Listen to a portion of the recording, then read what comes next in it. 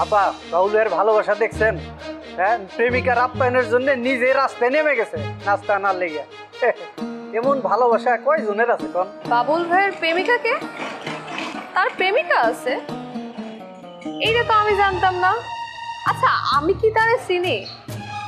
দুপুর আপা সারা কি তোমাদের বাসায় অন্য কোনো মেয়ে আসছে? সত্যি করে বলো তো। না না, আর কেউ আসে নাই। এক সময়ে নূপুর মেম্বারের সাথেই বাবুল ভাইয়ের প্রেম ছিল।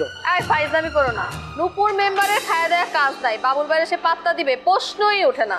শোনো, তুমি কিন্তু লোক ভালো না। যখন তখন একজনের সাথে আরেকজনের নাম জুড়াই দিয়া বদনাম লৌটায় দাও। এই বাবুল ভাইয়ের সাথে তো আমিও ঘুরি, কত জায়গায় যাই একসাথে, কত কিছু খাই। এর মানে কি বাবুল ভাইয়ের সাথে আমার প্রেম আছে বলতে দিতেছো? এই আপা, আপনার লগে বসের প্রেম আছে, আমি কিসের জন্য বাবুল ভাইয়ের নামটা আপনার লগে জুড়াই দিমু? হ্যাঁ, আমার ঘাড়ে কয়টা মাথা আছে কোন তো? ও মা গো, তারে দেখতাছি আকাশ শহরের অলি গলি তো ভাদুনের মেয়ে বদিয়ে পচে গেছে। রোমিও কি কাম করছে? এত ঢাকা শহর পচে ফেলাইবো। দুলা ভাই, কথাবার্তা সাবধানে বলবেন, বুঝছেন? জিনুক অনেক আগেই ঢাকায় আসছে। আর শোনেন, আমার সাথে যখন কথাবার্তা বলবেন একটু সাবধানে বলবেন, কারণ আপনি ভুলে যায়েন না আমি কিন্তু একজন চেয়ারম্যানের মাইয়া।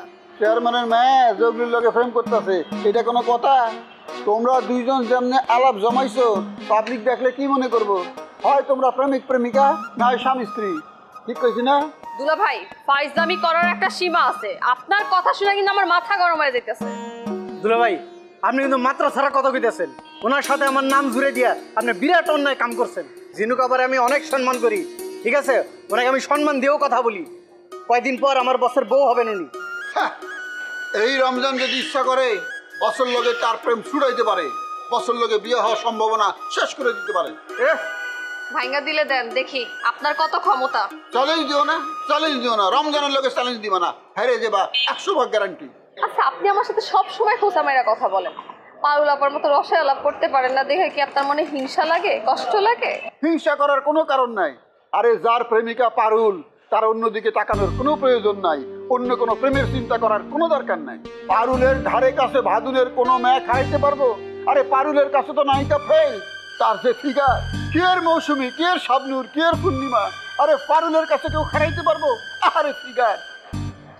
দুলা ভাই, আপনার এই কথার সাথে আমি একমত, কারণ পারুল আবার ফিগারের কাছে কেউ দাঁড়াইতে পারবো না, বুঝছেন? এই কথা অবশ্য এই জিনুক আপু স্বীকার করে নিব নাকি? প্রশ্নই ওঠে না, এই কথার সাথে আমি একমত না। পারুল আপা কত মোটা, এত মোটা ফিগার আবার ভালো হইতে পারে?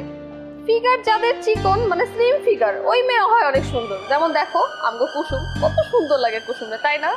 আরে আমি তো আমার শালিগুলোকে তুলনা করি না, আমার শালিরা তো অপরূপা, এক্সট্রা অর্ডিনারি, তাকে বাদ দিয়ে আমি তুলনা করছি অন্যদের সাথে, বুঝো না? তোমাগুলোকে কথা কয়ে আমি আমার মূল্যবান সময় নষ্ট করতে চাই না। জায়গা শামসুর লোক আমার আলাপ আছে, সাবধানে দেখো। আচ্ছা আপা, আউটডোর যে ঘের কথা বাদ দেন। বস মনে হয় আজকে আইবো না, ঘুরে ঘুরে হইব না। রমজান ভাই গিয়ে এখন গল্প জুড়ে দিব, সে কেমনি নামবো কোন? কি জন্য যে আজকে বের হইছিলাম এটাই আমি বুঝতে পারতেছি না। যাই হোক, আসিফের একটা ফোন দেই, ওর সাথে ঘুরবো। না না ভাই, এরকম করেন না, তাহলে বদনাম হয়ে যাবো।